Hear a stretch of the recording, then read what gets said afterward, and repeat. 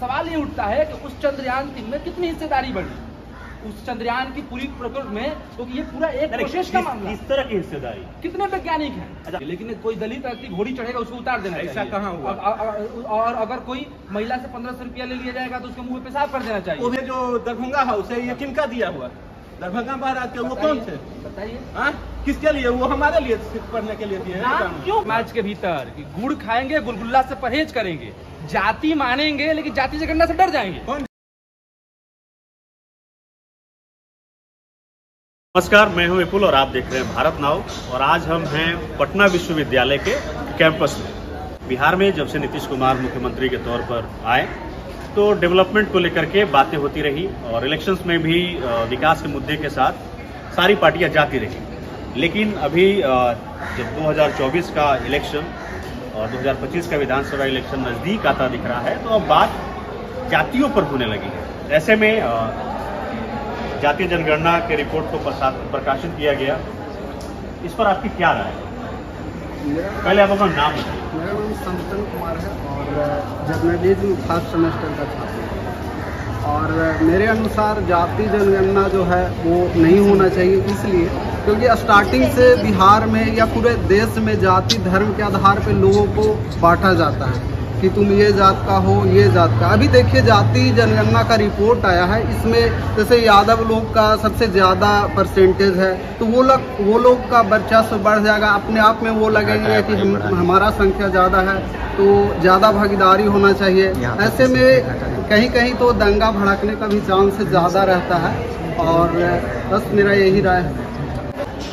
कि लोगों के सामने आ रहा है ये बात कि इसकी संख्या इतनी, उसकी संख्या उतनी, लोग एक दूसरे के कास्ट को क्यों जानेंगे? हमको लगता है कास्ट पे चलना सही नहीं है। जाति बताना, जाति जानना मेरी नज़र में सही नहीं है। ऑल पीपल आर सेम, जाति को लेकर चलना सही नहीं है। चलिए, हमारे साथ एक बंधु थे, हम उनसे शुरुआत में ही बात कर रहे थे।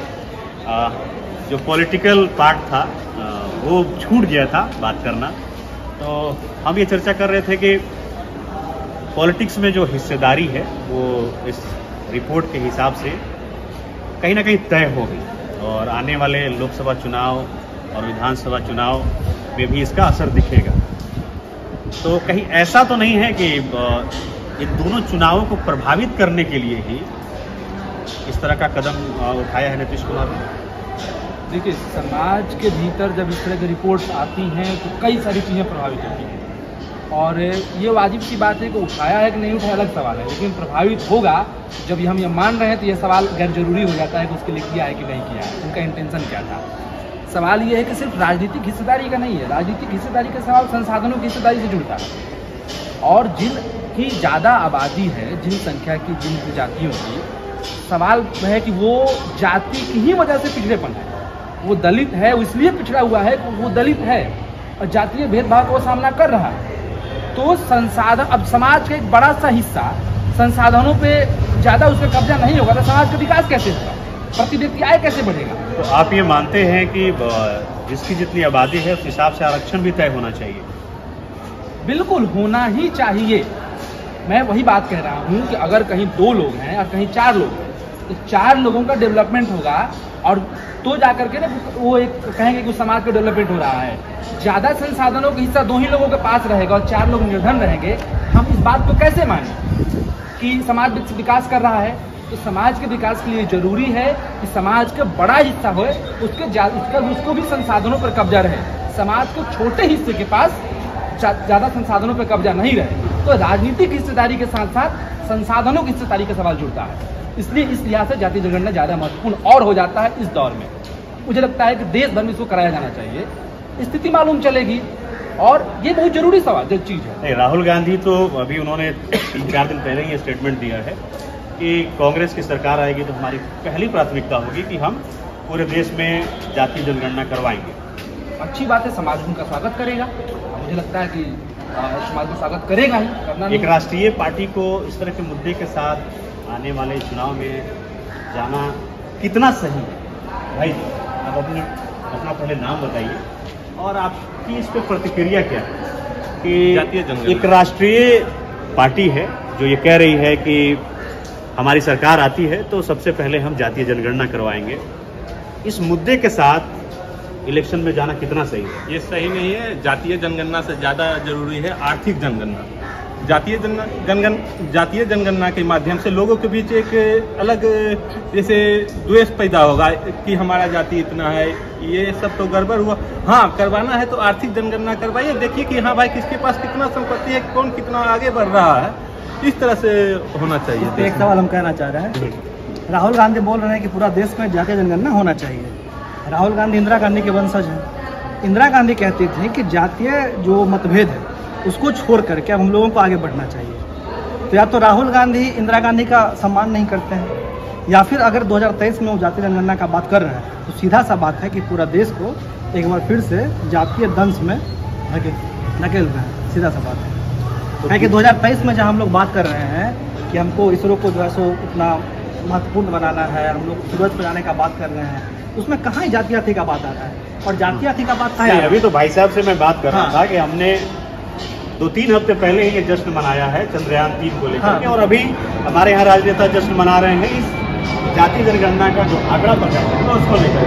इनका कहना है कि जो चंद्रयान गया उसमें भी ये तय होना चाहिए था, ये देखना चाहिए था कि कितने किस जाति के लोग चंद्रयान प्रोजेक्ट में जो साइंटिस्ट हैं वो क्या क्लियर करिए। मैं ये कह रहा हूँ चंद्रयान 3 गया तो ये क्या हमारी जो व्यवस्था थी, जो पिछड़ी जातियों से जो लोग थे, जो सामाजिक, इस वजह से पिछड़े, मैं फिर कह रहा हूँ क्योंकि वो पिछड़े समाज से आते हैं, उनको बाईकास्ट, उनको पिछड़ा कहा गया है और 1000 वर्षों से ये कहा गया है। तो सवाल ये उठता है कि उस चंद्रयान 3 में कितनी हिस्सेदारी बढ़ी उस चंद्रयान की पूरी प्रकृति में, तो ये पूरा एक प्रोसेस का मामला। इस तरह की हिस्सेदारी कितने वैज्ञानिक हैं? अच्छा, वही तो मैं कह रहा हूँ, वही कह रहा हूँ। अब वैज्ञानिक बनना तो एक दिन का मामला नहीं है। यही चाहते थे ना कि उसमें जो वैज्ञानिक कार्य कर रहे हैं उस प्रोजेक्ट में, ये भी क्लियर होना चाहिए, देश के सामने आना चाहिए कि उसमें दलित कितने थे, इसमें सवर्ण कितने थे, ऐसा होना है क्या? देश के ये पता होना चाहिए। अगर आपको नहीं वहाँ नहीं मिल रहा है तो इसका मतलब कि आपकी व्यवस्थागत फेल्योर है कि पिछले समाज के लोग अभी तक वैज्ञानिक नहीं बन पाए हैं। साहब आप हमें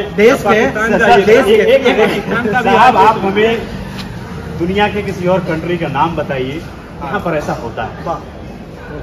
होता है अमेरिका में ब्लैक और व्हाइट का डिस्क्रिमिनेशन है, कितना ब्लैक और व्हाइट से देखा जाता है। खत्म हो गया अभी ब्लैक लाइव्स मैटर कितने पहले चला? अब तो बिहार से जाता है, ब्लैक लाइव्स मैटर कितने दिन चला? नेल्सन मंडेला मैं वो नहीं कह रहा, नेल्सन मंडेला को पूरा अमेरिका पूछ रहा है। वहाँ पे जब किसी बड़े प्रोजेक्ट पे काम कर रहा है ये तो एक दूसरे तो वहाँ पे क्या ये क्लियर किया जाता है कि इसमें कितने ब्लैक लोग हैं, कितने व्हाइट हैं, ऐसा होता है क्या?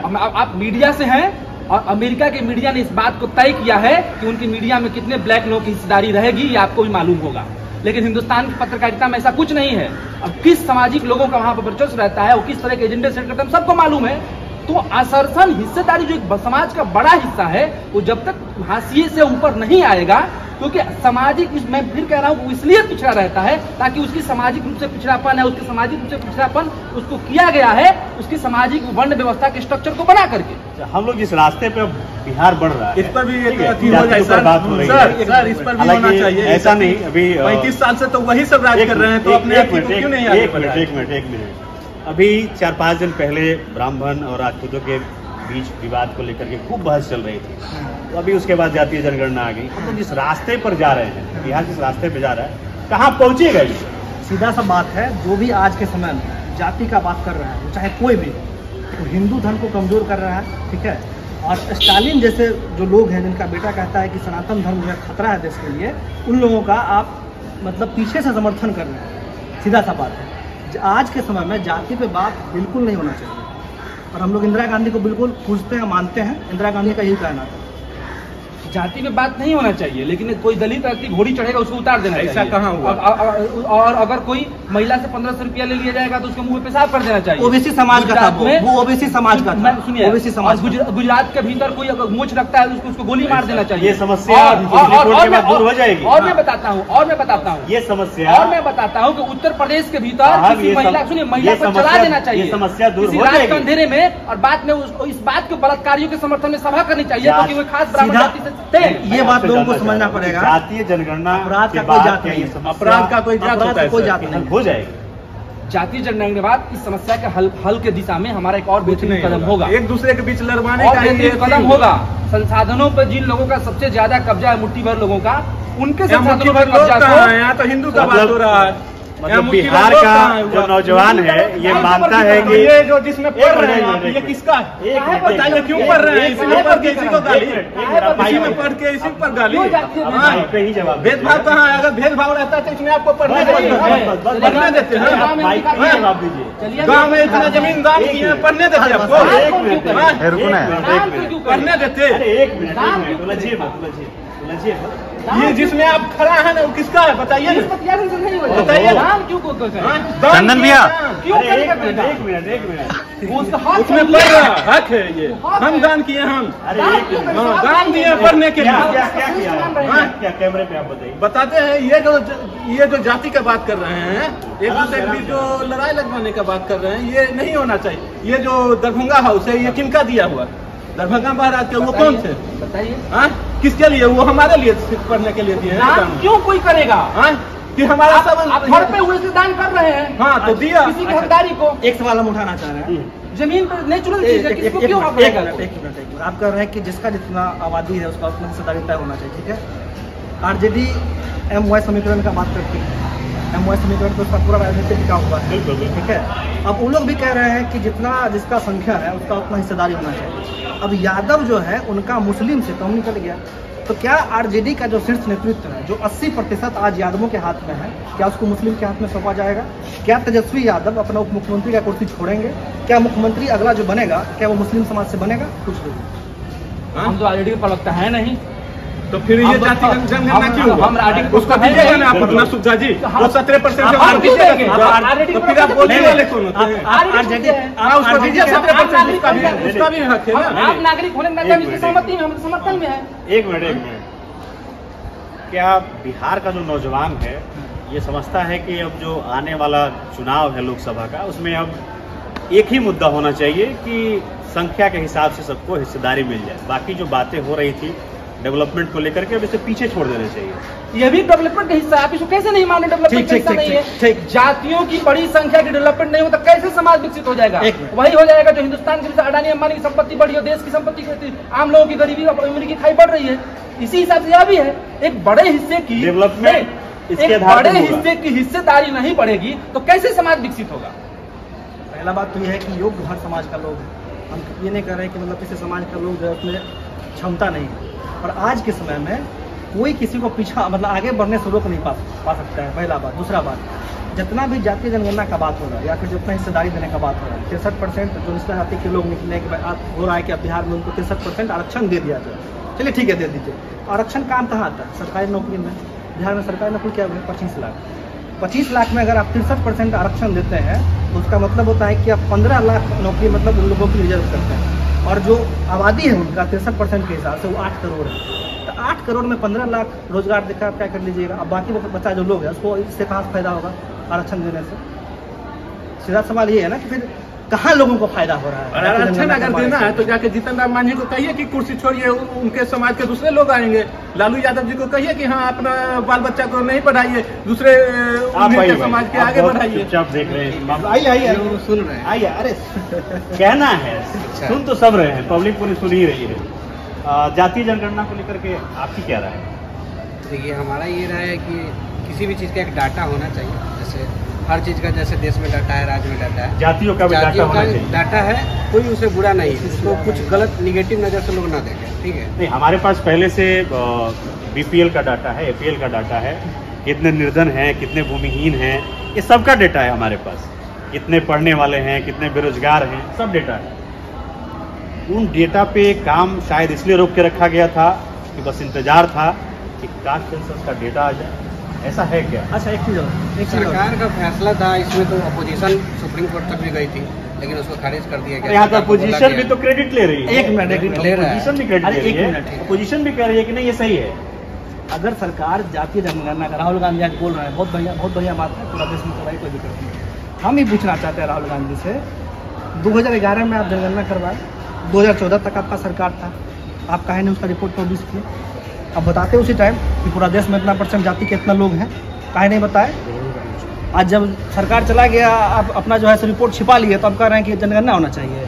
ये 24-25 का राजनीति करना, दिक्कत क्या है ना समाज के भीतर कि गुड़ खाएंगे, गुलगुल्ला से परहेज करेंगे, जाति मानेंगे लेकिन जाति से गणना से डर जाएंगे। कौन जाति मानेगा? यहाँ पे कौन जाति? नहीं,